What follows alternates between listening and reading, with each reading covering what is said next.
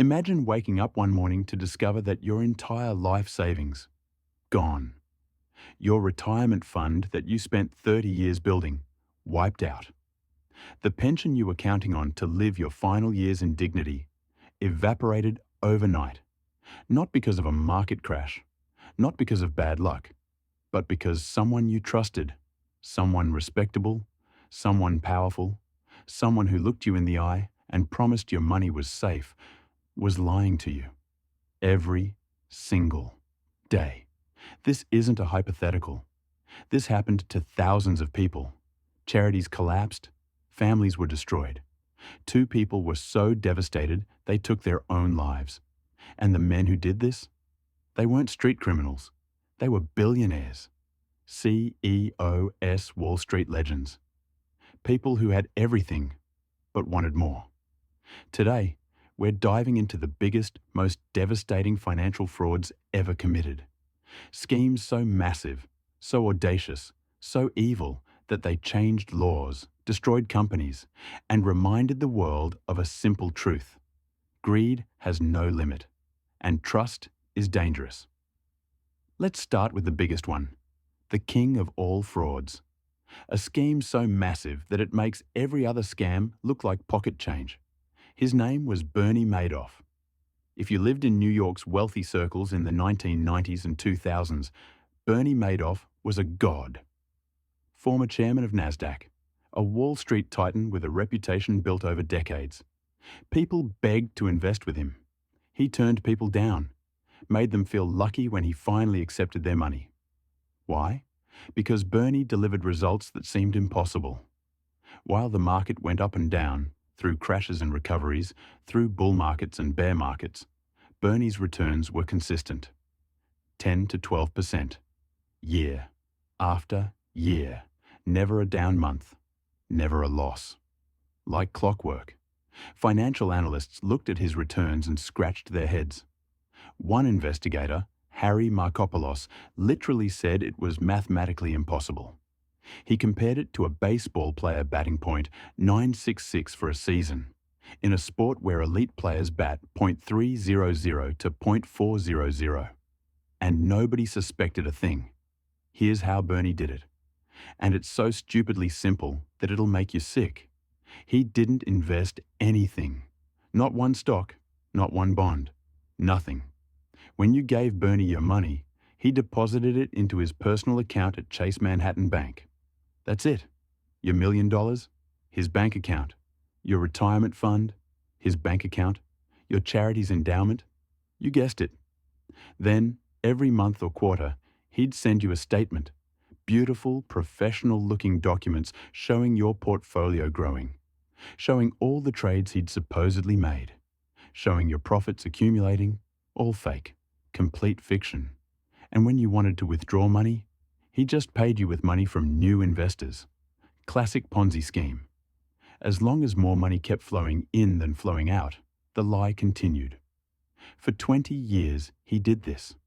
Some investigators now believe he started the fraud as early as the 1960s, meaning Bernie Madoff might have been running this scam for 50 years. But then came 2008, the financial crisis, the worst economic crash since the Great Depression. Suddenly, everyone needed their money. Charities, pension funds, wealthy families, all scrambling for cash. They called Bernie. They wanted to withdraw. And Bernie didn't have it. He'd spent it, lived in luxury, owned yachts, penthouses, private jets. His family was wealthy beyond measure, all with other people's money. On December 9th, 2008, Bernie called his sons into his office. Mark and Andrew Madoff worked at his firm, and their father told them the truth. It's all a lie, one big lie. The investment business is finished. It's all just one giant Ponzi scheme. His sons were devastated. They turned him in to the FB1 the next day. When investigators finally tallied up the numbers, they found Bernie had claimed to have $64.8 billion in client accounts. The actual amount? Maybe $18 billion in real losses. The rest was imaginary profits that never existed. Thousands of investors lost everything. Charities collapsed overnight. The Jet Foundation, which helped ex-convicts reintegrate into society, gone. The Peicower Foundation lost $7 billion. People who'd worked their entire lives and trusted Bernie with their retirement found themselves with nothing. 2 people committed suicide after discovering their losses. Bernie's own son, Mark, hanged himself exactly 2 years after his father's arrest. He couldn't live with the shame, couldn't escape the lawsuits, couldn't handle being the son of the most hated man in America. Bernie Madoff was sentenced to 150 years in prison. He died there in 2021 at age 82, despised by everyone. But here's the worst part. Multiple people warned the SEC about Bernie. Harry Markopoulos sent them detailed reports 14 years before Bernie was caught, explaining mathematically why it had to be a fraud. The SEC ignored him. They investigated Bernie multiple times, and every time they found nothing wrong. How? Because Bernie's accountant, a guy working out of a tiny office, supposedly auditing a $65 billion firm, just rubber-stamped everything. For years. The system failed, and thousands of innocent people paid the price. Now let's rewind to 2001. Because before Bernie's scheme exploded, there was another fraud that shook America to its core. Its name was Enron. Fortune magazine called Enron America's most innovative company 6 years in a row. From 1996 to 2001, they were the darlings of Wall Street, the 7th largest company in the United States. Stock price soaring, executives getting rich. Everyone wanted to work there. Kenneth Lay founded Enron in 1985 by merging 2 natural gas companies. At first, they just transported natural gas through pipelines. Boring, stable, profitable. But boring wasn't enough. When the government deregulated the energy markets in the 1990s, Enron's CEO Jeffrey Skilling saw an opportunity. He transformed Enron from a pipeline company into an energy trading company. They didn't just move gas. They traded contracts on gas, electricity, coal, even weather. They created an online trading platform, Enron Online. By 2001, it was executing $2.5 billion in trades per day. And Enron's culture? Cutthroat, aggressive. Employees ranked each other annually, and the bottom 15% were fired. Always. The pressure to perform was insane. But here's the thing. Enron wasn't actually making money the way people thought. They used something called mark-to-market accounting. Here's how it worked. Let's say Enron signed a 20-year contract to provide energy. Instead of recording profits as they came in over 20 years, they'd estimate the total profit they'd make and record it all immediately. So they'd sign a deal, make up a number for how much they thought they'd earn over 2 decades, and boom, instant profit on the books, even though they hadn't actually made a dime yet. But it gets worse. CFO Andrew Fastow created hundreds of special-purpose entities, basically shell companies with names like Raptor and LJM. These entities had one purpose: hide Enron's debt. When Enron made a bad investment that lost money, they'd sell it to one of these shell companies. Off the books. The debt disappeared from Enron's financial statements. Magic. Where did these shell companies get money to buy Enron's toxic assets? From Enron. The whole thing was circular. Enron was essentially trading with itself, moving money from one pocket to another, creating the illusion of profits that didn't exist. And their auditor, Arthur Andersen, one of the biggest accounting firms in the world, signed off on all of it. In August 2001, a woman named Sharon Watkins sent an anonymous memo to CEO Kenneth Lay. She was an Enron vice president.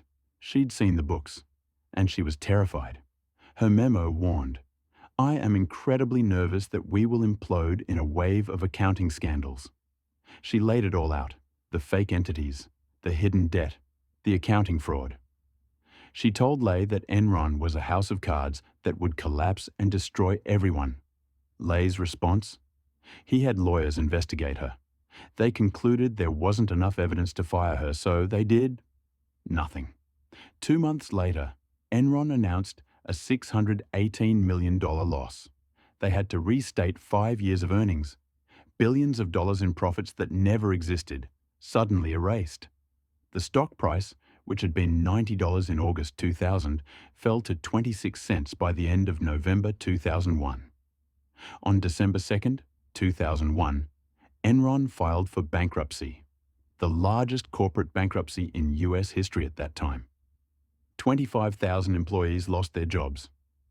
But worse, they lost their pensions. See, Enron encouraged employees to invest their retirement savings in Enron stock. Company-matched contributions. Buy company stock, they said. We're going to the moon. Those employees watched helplessly as their retirement funds, their life savings, evaporated. $2 billion in pension funds. Gone. People in their 50s and 60s who thought they'd retire comfortably suddenly had nothing. Meanwhile, the executives, they'd been selling their stock for months before the collapse. Kenneth Lay sold $300 million in stock while telling employees the company was fine. Jeffrey Skilling sold millions. They knew the company was failing and cashed out while their employees lost everything. Arthur Andersen, the accounting firm, was convicted of obstruction of justice for shredding thousands of documents related to Enron. The firm employed 85,000 people worldwide. It collapsed. Gone. One of the big 5 accounting firms destroyed. Jeffrey Skilling was sentenced to 24 years in prison. Andrew Fastow got 10 years. Kenneth Lay was convicted on all charges, but he died of a heart attack before sentencing, conveniently avoiding prison. But here's what haunts me. Enron had a code of ethics, a beautiful, glossy document given to every employee. It talked about integrity, respect, and communication, about being fair and honest. The executives who stole billions and destroyed 25,000 lives, they wrote that code, they preached it, and they violated every word. You might be thinking, okay, but these are American scandals. Surely other countries learned from this. Oh, you sweet, naive soul. Let me introduce you to Wirecard, a German payment processing company that was supposed to be Europe's tech success story. At its peak, it was worth $28 billion. It was in the DAX 30, Germany's equivalent of the Dow Jones. In 2020, auditors discovered that 1.9 billion euros, about $2.1 billion, was missing from the company's accounts.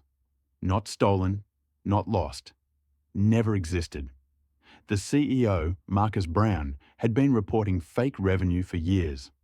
Another executive, Jan Marsalek, fled the country and is now believed to be hiding in Russia, possibly working for Russian intelligence. This was Germany's biggest corporate fraud ever, and it happened just a few years ago. In 2020, Luckin Coffee, China's answer to Starbucks, admitted it had fabricated $310 million in sales. Completely made-up transactions, fake revenue. The company had been cooking the books since its inception. The company was delisted from NASDAQ. The CEO was fired, and millions of investors, many of them Chinese citizens who'd been told Luckin was the future, lost their money. Here's what keeps me up at night. These weren't isolated incidents by lone wolves. WorldCom inflated assets by $11 billion. CEO Bernie Ebbers got 25 years. Tyco's CEO Dennis Kozlowski stole $600 million from his own company to fund a lavish lifestyle. He threw a $2 million birthday party for his wife on a private island. Half was paid by company funds. HealthSouth's CEO Richard Scrushy overstated earnings by $2.7 billion. When caught, he claimed he had no idea what his CFO and other executives were doing. He was acquitted, then convicted in a separate case, then spent years in legal battles. Volkswagen installed software in 11 million cars to cheat on emissions tests. They lied to regulators worldwide. The scandal cost them over $30 billion in fines and settlements. You notice the pattern. These weren't desperate criminals stealing to survive. These were rich, powerful, respected leaders who had everything but wanted more. They didn't commit fraud because they needed money. They did it because they were greedy, because they could, because they thought they were smarter than everyone else. And in most cases, they almost got away with it. After Enron, Congress passed the Sarbanes-Oxley Act. Stricter accounting rules, more oversight, tougher penalties.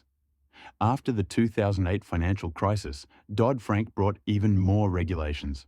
And yet fraud continues. Why? Because the incentives are wrong. A CEO who inflates earnings gets a bigger bonus, a higher stock price, and more power. The rewards are immediate. The punishment, if they even get caught, comes years later. And even when they're caught, most serve a few years in minimum security club-fed prisons. They keep some of their wealth. They write books, give interviews. Some even rebuild their reputations.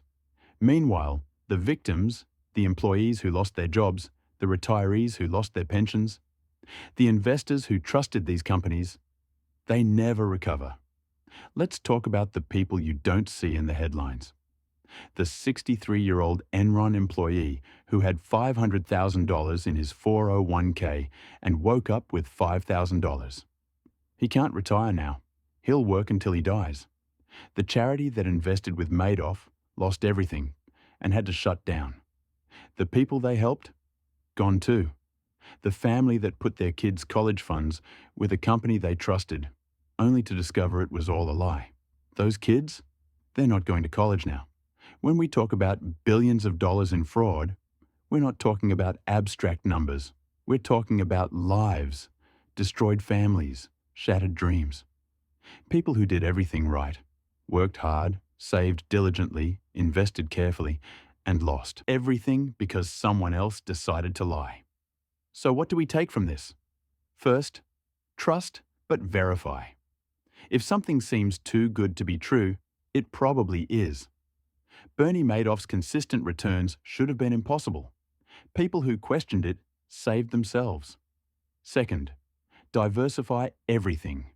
Not just your investments, your advisors, your institutions, your sources of information.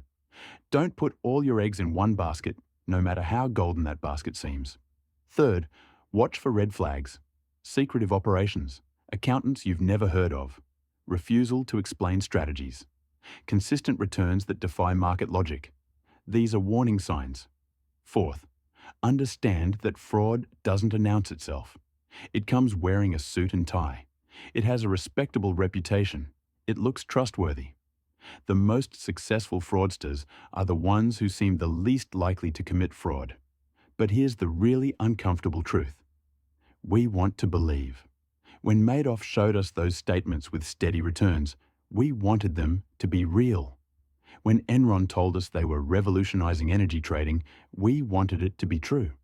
When companies report record profits and soaring stock prices, we want to believe we're part of something successful. And fraudsters exploit that. They know we're more likely to believe good news than bad. They know we'll ignore warning signs if the story is compelling enough. The biggest frauds in history succeeded not just because the criminals were clever, but because we, collectively, chose to believe them. Bernie Madoff stole $65 billion. But the number doesn't capture the real crime. He stole people's futures, their security, their ability to trust. Enron destroyed 25,000 jobs and $2 billion in pensions. But the real damage? Teaching a generation of workers that loyalty means nothing, that your company will sacrifice you to protect its executives, that retirement security is a lie. These frauds changed laws. They led to regulations. They sent some criminals to prison. But they didn't change human nature. Right now, somewhere in the world, another Bernie Madoff is building another scheme. Another CFO is hiding debt in shell companies. Another CEO is lying to investors about profits that don't exist. Because as long as there's money to be made and people willing to trust, there will be fraudsters ready to exploit that trust. The question isn't if it'll happen again. The question is, when it does, will you be ready to spot the signs? So that's the dark reality of the biggest financial frauds in history. Stories that remind us that no matter how trustworthy someone seems, no matter how prestigious the company, greed can turn anyone into a monster. If this video opened your eyes to just how devastating these frauds can be, do me a favor. Hit that like button. It helps more people learn these crucial lessons about protecting themselves from scams. And if you want to see more deep dives into the world's biggest scandals, mysteries, and the dark side of business, make sure you're subscribed with notifications on. We've got some absolutely insane stories coming up that you won't want to miss. Drop a comment below and let me know. Which fraud shocked you the most? Did you know someone affected by any of these scandals? Or do you have a fraud story you think we should cover next? Remember, stay skeptical, stay informed, and never trust anyone with all your money. I'll see you in the next video. Stay safe out there.